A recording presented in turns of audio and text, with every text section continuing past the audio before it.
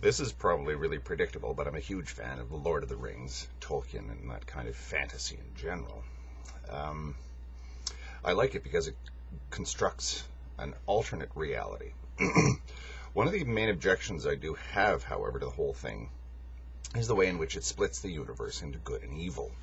Now, of course, you could say, oh, well, of course, that's just being deliberately childish and making white hats and black hats that we actually need to have a good old-fashioned fairy tale.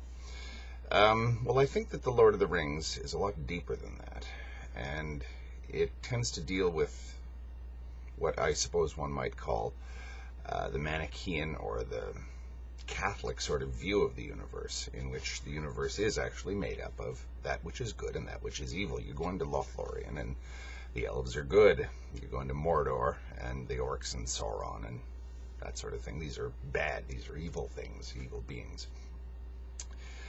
People have criticized The Lord of the Rings as a racist thing, a racist tale for that very reason. There are beings there that are fundamentally bad. That's arguable, but that's, it's one of the things that comes up. And I always thought that the end of The Lord of the Rings, where it looks as though Sauron is destroyed, the world is saved, etc., is kind of empty and hollow. How's the world any better? All you've done is you've eliminated Sauron, and it's just the same old mundane world. But one of the things that I do like about it is the way that it examines the idea of what would an evil being look like? What would an evil being do, want, etc.? Or even not evil. What would a being, it's an interesting use of language, a being that is in a state of non-being actually seem like? Or what is the state of positive non-being?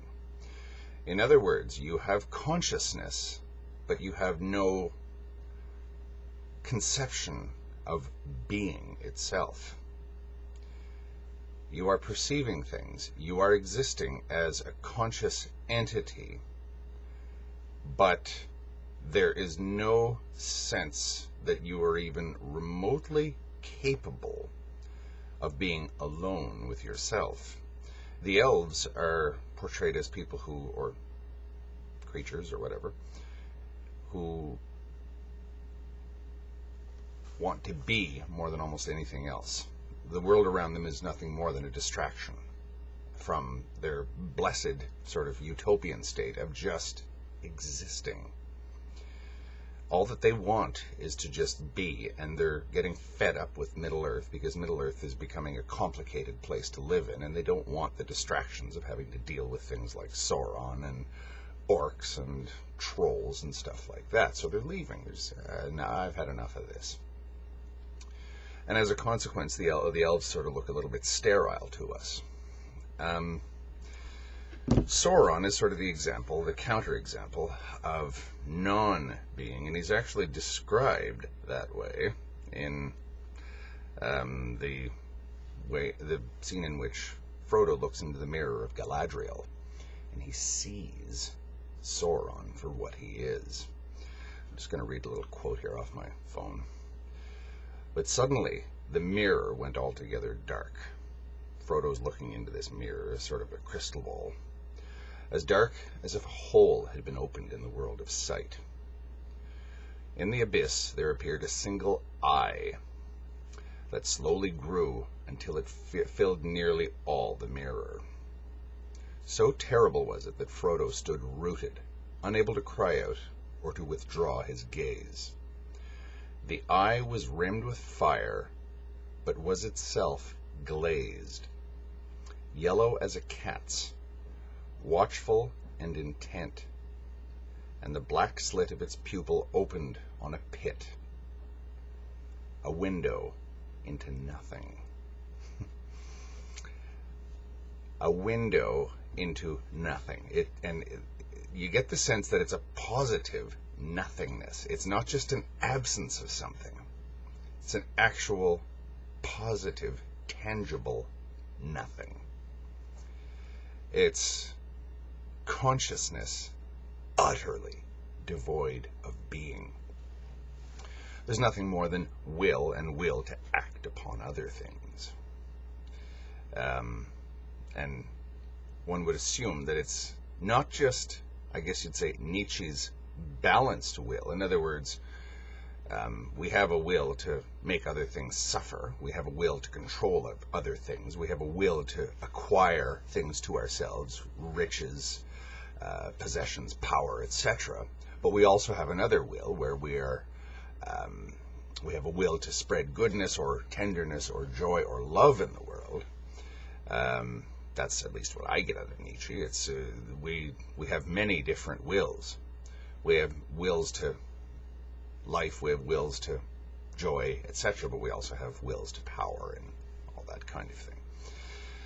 Sauron doesn't have any of the good will. He's got nothing, utterly nothing, other than, I guess, the will to power. That's it. That's all that he has. The will to control and to force other things to suffer.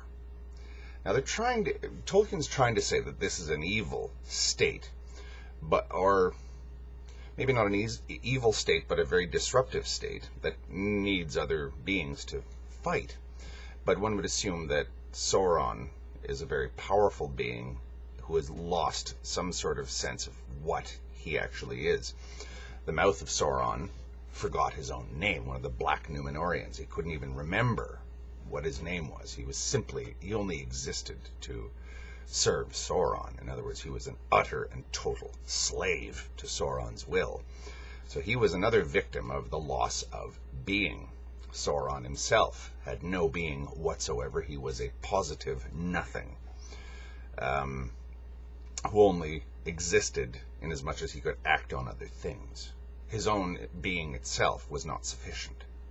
In fact, one gets the impression that these types of caricatures in literature would be horrified by the thought of gazing backwards into themselves. In Zapfe's The Last Messiah, our caveman looks back into himself and is driven mad by it. He's driven mad by being, by the realization of being, or in Camus's Nausea, where our protagonist can't handle the fact that he exists. Or he can't even handle the fact of existence. He can't handle the fact of being. Or he can handle it, but he doesn't want to. It's disgusting to him. He doesn't want to have anything to do with it. So there's this sense that there's a certain species of non-being, or anti-being, or counter-being that is utterly undesirable, and its only self-antidote, or only self-medication, I guess you would call it, is to distract itself by visiting its will upon others. Now, of course, that's a caricature. It's, the old saying, only unhappy people have a true desire to make other people unhappy. And that's the thing about, we assume that Hitler was sick because he simply couldn't leave well enough alone. He had to be out there harming things and hunting other beings and bending other people to his will. And it's very important that Sauron and Hitler and Stalin and Cthulhu and the Cthulhu mythos do these things against the wills of others. It's not enough just to get other beings to do as you want them to do. You must make them do it against their will. And that is the only sort of distraction, or the only sort of antidote to their own horror at their own being. Sauron has gone so far into a positive state of non-being that he can only gain pleasure, or only gain release, or only gain purpose or meaning by subverting the wills of other things against their will. He can only be distracted from his own utter non-being by visiting himself negatively on other things. I wonder what you would call that state that you simply cannot handle the default position. That if you take away all of your distractions, it drives you mad like it does, or kills you like it does in Zopf's cavemen in The Last Messiah. Or it turns you into something utterly cruel and evil like Hitler or Sauron. What would you call that? I don't know, ontophobia? How's that for a crazy word for you? Or misontology, the hatred of existence? I don't know. But it does seem to be about as undesirable a state of being as one is possible to conceive of. Being itself is the problem. There's a streak of this in my pet sort of Eastern philosophy, Jainism, where it's almost as though one gets the impression that the true horror of existence is existence itself in a universe that will always exist. The Jain wheel of existence, the Jain version of samsara, seems to hold that existence, phenomenality, the wheel of existence will continue, has never started turning, the wheel of existence, and will never stop. It just is. And the only thing to do about that is to get off that wheel. You can't destroy it. Some people might attempt to destroy the universe or the multiverse or existence itself, but good luck. And again, the horror of existence is existence itself, and the best thing to do is to cease to exist. Now, I guess that would be miso-ontology, I don't know, or miso-philontology. I don't know what you'd call that, but positive desire for non-existence, for ceasing to have an ontological state as a counter to a true hatred, fear, terror, horror of existence.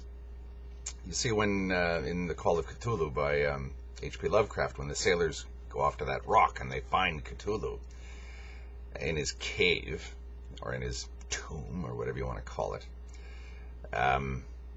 they describe the darkness in which Cthulhu lives, or doesn't live. He's dead, but he's existing, I guess, as a positive darkness.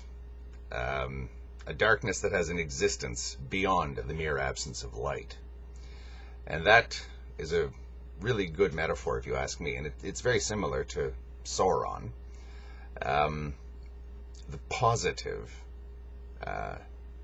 virulent, active non-existence, or non-being. You still perceive things, you're still conscious, but you find that state utterly intolerable. I don't think one can encounter a dilemma more fundamental than that one. Shakespeare, to be or not to be. Well, do you have any bloody choice?